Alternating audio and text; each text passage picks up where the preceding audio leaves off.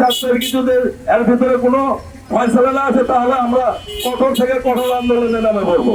এই ফলের ট্যাক্স যদি না কমানো হয় তাহলে জনগণ ভোক্তা কেউই খাইতে পারবে না। আমদানিকৃত ফলের অতিরিক্ত শুল্ক প্রত্যাহার করে ফল আমদানিতে বাড়তি শুল্ক প্রত্যাহারের দাবিতে রাজধানী সহ সারা দেশে মানববন্ধন করেছেন দেশের ফল ব্যবসায়ীরা। 250-টিরও বেশি ডিজাইন অপশন নিয়ে ওয়ালটন স্মার্ট ফ্রিজ, বোঝে আপনার প্রয়োজন। রাজধানীর পাশাপাশি সিলেট, যশোর, সৈয়দপুর, ফেনী সহ বিভাগীয় শহর ও জেলাসমূহে এই মানববন্ধন ও সমাবেশ অনুষ্ঠিত হয়।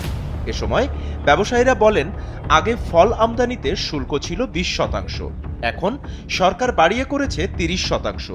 এর ফলে আপেল, আঙ্গুর, মাল্টা সহ সব ফলের শুল্ক কেজিতে বেড়েছে 12 টাকা থেকে 23 টাকা পর্যন্ত।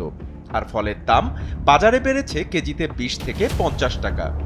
ব্যবসায়ীরা বলেন, শুল্ক না কমালে রমজানে ফলের দাম আরও বেড়ে যাবে। 2021-22 ছিল 89 টাকা 32 পয়সা, 22-23 সালে ছিল 113 টাকা 80 পয়সা পার কেজি, 24-25 ছিল 118 টাকা 80 পয়সা, আর বর্তমানে এই 25-এর 9 জানুয়ারি আরো প্রায় 18 টাকা মতো বাড়ে গেছে। আমাদের ডাকাত বলে অনেক কাস্টমার আমাদের বলে যে ফল ব্যবসায়ীরা এখন ডাকাত হবে, কিন্তু ডাকাত কি জন্য? আমরা নিজেদের জন্য ডাকাতি করি।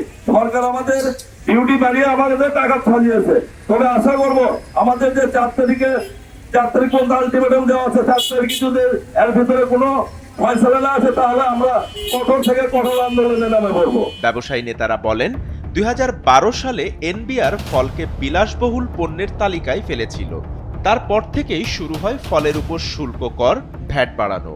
সব মিলে এখন ফল আমদানিতে কর দিতে হয় 136%, যা আগের বছর ছিল 114%।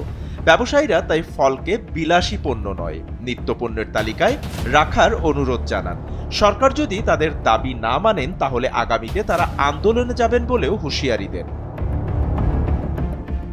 SATV digital.